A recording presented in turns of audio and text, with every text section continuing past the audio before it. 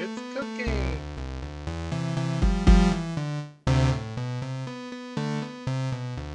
So wow. Hey all you cool cats and kittens, this is episode number, I think 18. Be making Welsh Rarebit and a salad to go along with it. So the salad, I'm just using some stuff that I have left over. So I have these shredded carrots and I also got some cherry tomatoes and cut them up in halves here. So I have these in here. And then I got a mixed bag of American salad, so I'm just going to toss that all together. And if you're not familiar with Welsh Rarebit, like the name implies, it's Welsh, some British pub food. So this is just a quick appetizer, a little snack. So I got a whole baguette here and I cut them into about 2-inch slices. And then I grease the bottom of the pan. And over here, I have a bowl of the end pieces I can't really use. They're so small. So I actually cut these up into cubes and I make them into croutons. It'll be really quick for the salad. And then what Welsh Rarebit is it's that baguette and then it has a cheese sauce on top of it. So I'm going to be making a beer cheese sauce. So I have some cheddar cheese here and then some dead guy ale I'm going to make in that sauce. And the base of it is a roux. So remember, the roux, the basis of all these sauces is cooked flour and then melted butter. I'm going to throw in some powdered mustard into that and then some salt and pepper. And then a bit of Worcestershire sauce too. So I'll go ahead and cut over to that on top of the stove. And since this is a shorter episode, I'll be putting the camera right on top of the stove and it won't overheat because it'll be really quick. Alright, so the first thing I'm going to do is melt 4 tablespoons of butter here. So I got this preheated. I'm going to melt this really quick. I always like to use something wood to start out the roux here. Just going to turn the heat up a little bit. You want to make sure this is all melted before you add in the flour here.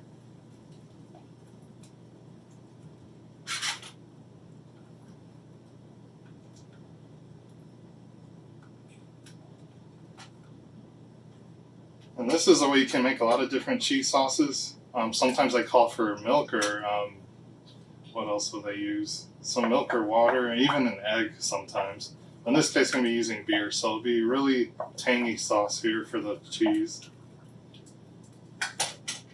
So that's melted there, so I'm going to throw in the flour here, and that's about 3 tablespoons of flour.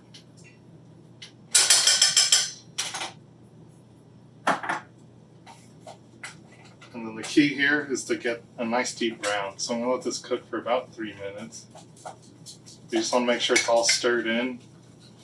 And you want to keep stirring it for the whole 3 minutes. That way there's no clumps inside of it. So I'll let that cook down now.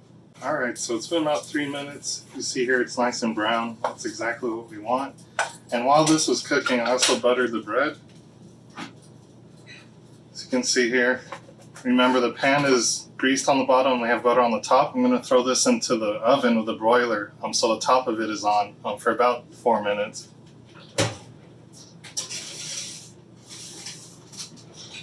I have it about 4-6 inches away from the top, that way it doesn't burn too much, but it gets nice and brown here.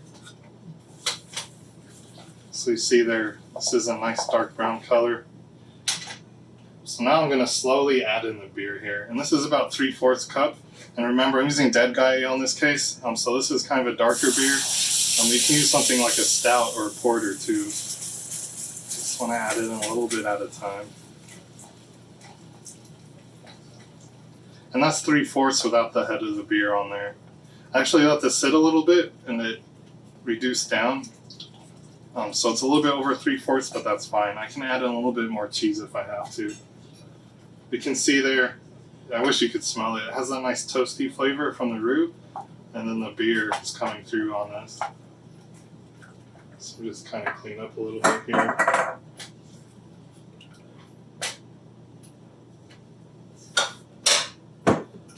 So I'm going to let this come up to a little bit of a simmer here. Yeah, and I forgot to include this on the table, but Worcester sauce. So this has a nice sweetness and a little bit of bitterness to it. You'll find it in like barbecue sauce and stuff like that. Also add another dimension to this deep sauce you're making here. So I'm going to turn the heat off now and then go ahead and add in this. And this is about 1 cup of cheddar cheese here. I'm just going to throw that all in here. And just let it melt down.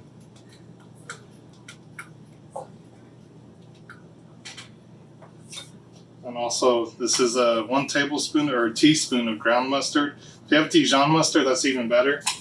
But I didn't have any on me. But we want that in there to give this some spice. In my case, I'm going to get spice from adding in a little bit of pepper at the end. And then to give this some color, some of that Worcester sauce. And this, there's no measurement on this, but I'm going to do maybe a tablespoon. Because I really like the taste. So that's, mix that in there. Remember, the heat is off at this point. We don't want to give it, overcook it and give it a really off flavor.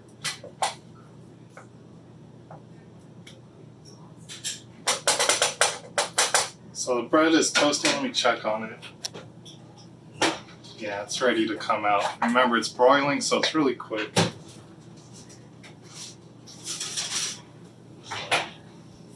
A little bit crispy, so I'll make it work. And that was about 3 minutes, but you see the butter melted on here really nice. So I'll put it over here. And then let me taste this sauce to see how it is. So it has a lot of bitterness to it, so I'm going to add in some pepper here.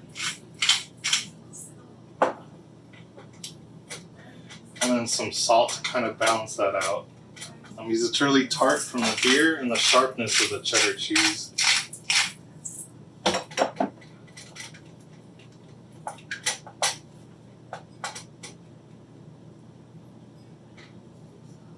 so let's see how this tastes now. It's really good. The dead guy's coming through. Add in a little bit more salt. And then we're going to add some salt on top of it too.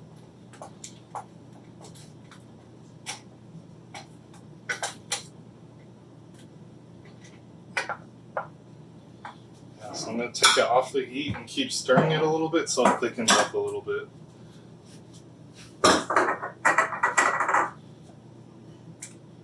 You see there, it's starting to come together here. It has a nice dark color.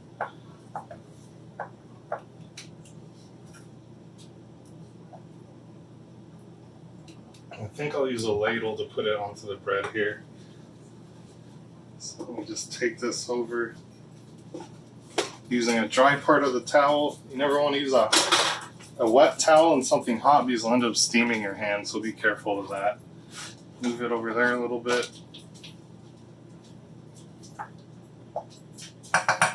So I'm going to put this on here and then throw it back in the oven for a few more minutes to get a nice kind of like toast or char to the cheese here. So you see there, it rests perfectly. I want to make sure you can see it. Yeah, it goes perfectly on top of the bread. And the reason toasting it first is so important is so that way it doesn't get soggy and just sink into the bread. It will sink in a little bit, but it'll still have its shape. And this bread, it's not 100% fresh. I've had it for about 3 days now, but it was left in the bag. So the outside ended up hardening, but the middle is still soft.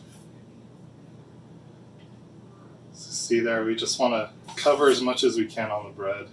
Got to start rationing it out a little bit. This is about 13 pieces from a standard size of French bread you get at a regular grocery store here in America.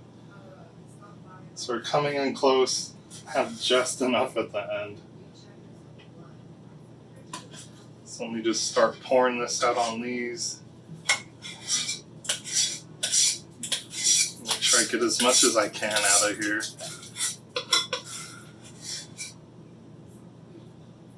Yeah, see, so I got most of it. Just try and get a little bit more. I want more on this one. And just use the back of the ladle to kind of spread it out on some of these. There we go. So on top of this cheddar sauce, I'm also going to be putting on some Italian style, which is just some common cheeses like Parmesan and provolone shredded up on top of it. You want to try and get it directly on the bread. because what's left on the tray is going to end up burning. So you want to be careful of that.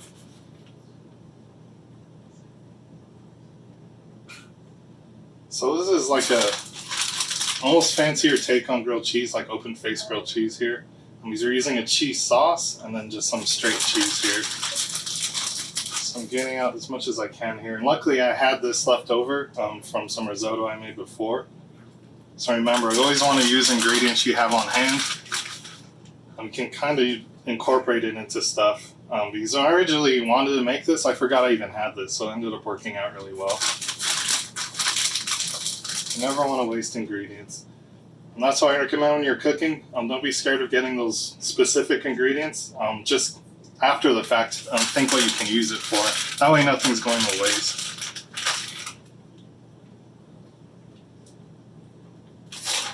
Alright, put a little more on this one up here. And cover some of these dark bits.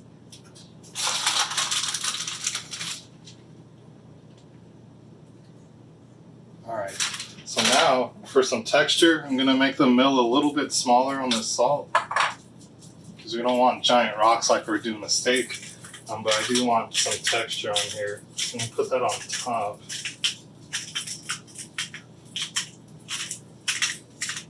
And the same thing with the pepper. Close the mill a little bit. And then get some pepper on top of these too. But the goal here is we want this to bubble up a little bit and then give it some char, but not burn. So I'll do about 2 minutes. Alright, it's been a few minutes and I turned it off midway through since the oven's still super hot. And there we go. So this is some nice Welsh Rarebit here. So you see it has that nice dark circle around it, and then the cheese is nice and melted, both of them, and then we have that salt and pepper. So now that this is done, I'm going to go ahead and cut over to the table, so I'll go ahead and make the salad and then put this next to it. Almost forgot the croutons. So remember this little bowl of the end pieces? It's really quick to make. So we're just going to throw some olive oil onto it, and then some salt and pepper, and some garlic powder too. Go ahead and toss this in here. So I lowered the oven to 375. Open the door a little bit so it can air out some, get that temperature down. But it's super quick, maybe 5 minutes in there and it should be good to go.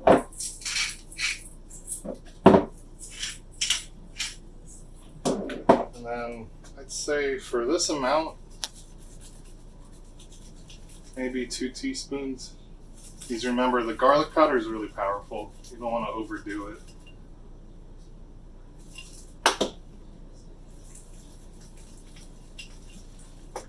Oh, I'll just throw this in here.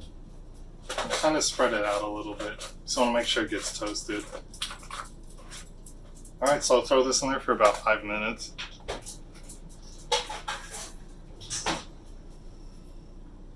Alright, so now let's go ahead and make that salad. So I've got this big bowl here.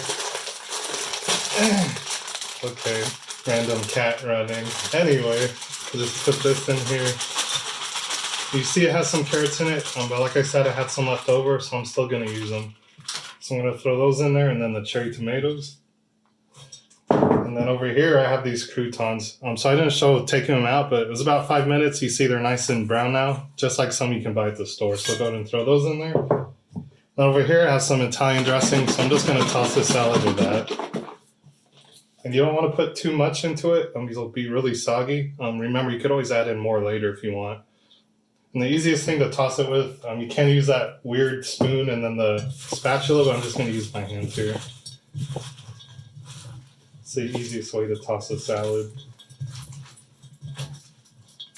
You see there, it's not too much, and if you do put too much vinaigrette especially, it'll get really wilted, so you want to be careful of that. So see there, it's nice and combined here, so I'm just going to use my hands and put it into the bowl here. And make sure you get some of those croutons and some of the tomatoes, some texture. Just clean my hands here. So got that nice salad. Lots of flavors in there. And then over here, the Welsh Rarebit. So let me move this over. So I took 2 out. Got a nice big piece. Just kind of put that on the side. And then another little one. So this is a nice quick lunch here. You can see there has some of the nice veggies in there, and then the beer cheese that's there. And then for some rogue overload, so got my glass here and then some more dead guys. I'm gonna have that on the side too. So the reason for all the dead guy going on right now, it's actually been 30 years since this beer was first brewed for a Day of the Dead festival at a restaurant. That doesn't even exist in Oregon anymore, but Rogue kept making this beer, and it's probably one of their most popular ones now.